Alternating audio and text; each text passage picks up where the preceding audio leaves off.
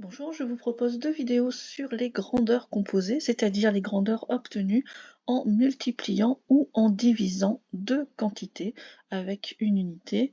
Donc par exemple les kilomètres par heure, les kilowatts-heure, ce genre de choses. Donc on va travailler sur deux séries de questions sous la forme de QCM avec à chaque fois 4 réponses, dont une seule est correcte.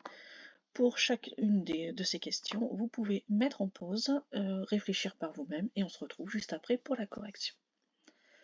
La première question. L'énergie consommée en 1h30 par un lave-vaisselle d'une puissance de 1,2 kW. Quelle va-t-elle être? Donc, ce que veulent dire les kilowatts-heure, puisque nous allons être en kilowatts-heure, c'est en fait la traduction de la formule physique.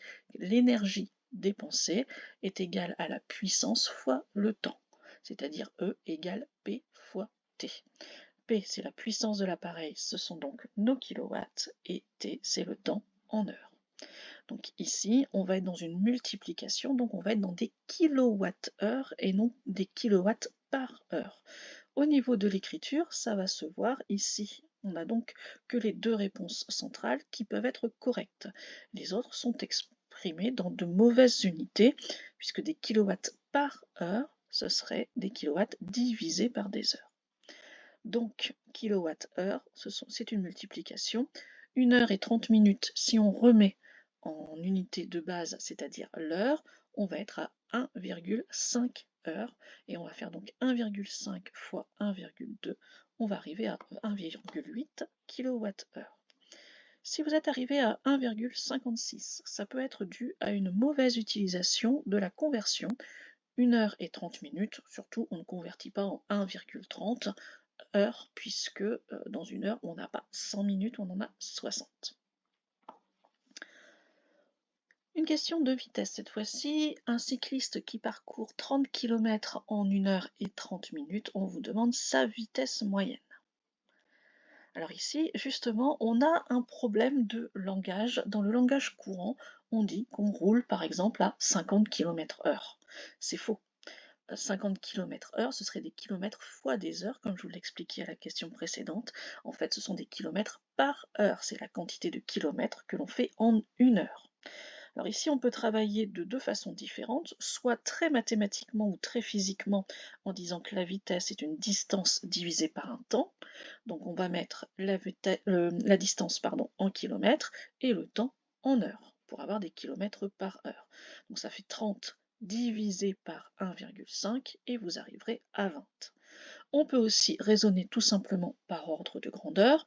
Donc les kilomètres par heure, c'est le nombre de kilomètres en 1 heure. En 1 heure, forcément, il a fait moins de 30 km. Donc déjà, on peut éliminer les deux premières réponses. Et ensuite, au niveau ordre de grandeur, il ne peut pas avoir fait 4 km en 1 heure et 30 km en 1h30. Donc, ce sera bien 20 km. On peut l'obtenir donc par le calcul ou par la logique. Troisième question, on vous parle de la population de la Lozère qui est de 75 000 habitants et de la densité de population qui est de 15 habitants par kilomètre carré. Alors là, c'est une donnée qu'on a régulièrement en géographie et on vous demande de retrouver la superficie de la Lozère. Si on peut mettre 15 habitants par kilomètre carré, il va falloir donc diviser 75 000 habitants par 15 pour avoir le nombre de kilomètres carrés. Alors 75 divisé par 15, ça fait 5, plus les 3 zéros, on sera donc à 5000 kilomètres carrés.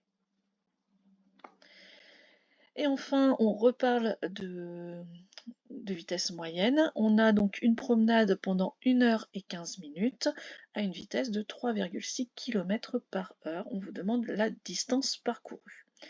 À nouveau, on peut travailler sur les ordres de grandeur. On peut déjà éliminer le 2,880 km puisque en 1 heure et 15 minutes, elle aura fait forcément plus que 3,6 km qui correspondent à 1 heure seulement.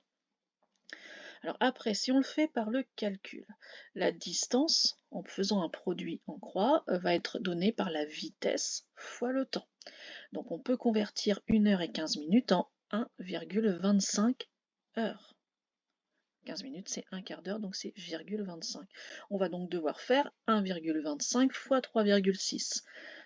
Encore une fois, deux têtes sans calculatrice, ce n'est pas très pratique. Par contre, en se servant du fait que 15 minutes c'est un quart d'heure, et en ne travaillant que sur la proportionnalité, on peut dire qu'en un quart d'heure, elle va faire un quart de cette distance.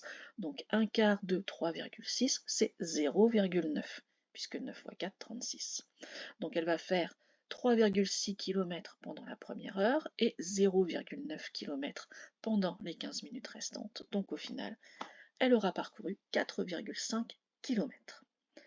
Donc pour résumer, comme vous le voyez, on peut travailler soit de manière très calculatoire en posant simplement nos grandeurs dans une formule et ensuite en faisant du travail de produit en croix, des multiplications, des divisions, mais on a aussi tout un raisonnement logique de proportionnalité qui peut être vraiment intéressant et qui peut nous faire gagner et du temps et de la facilité de calcul.